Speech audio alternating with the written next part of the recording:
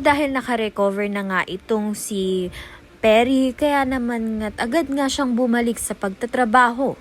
Subalit hindi na nga katulad dati ang kanyang pandinig dahil sensitive na nga ang kanyang tenga. Kaya naman nga't kahit anong maingay nga ay nabibingi nga siya. Sa isang kainan nga nagtatrabaho itong si Perry, kaya naman nga't hindi nga niya napansin na nasusunog na nga ang kanyang niluluto. Kaya naman nga't maaaksidente na naman nga itong si Perry. To the rescue naman nga itong si Jenny upang saklolohan ng kanyang ama. Kaya naman nga't binitawan na naman nga ni Jenny ang kanyang training sa Yumi. May event nga silang pupuntahan, hindi nga makakasama itong si Jenny, kaya naman nga't mangingibabaw nga itong si Megan.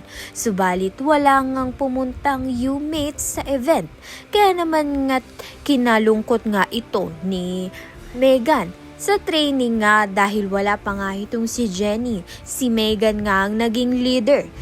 Kaya naman nga't siya ang namuno nga sa kanyang groupmates. Subalit nagulat nga siya na biglang sumulpot itong si Jenny. Kaya naman nga't yan at iba pa ang dapat nating pakaabangan. Maraming salamat sa iyong panonood.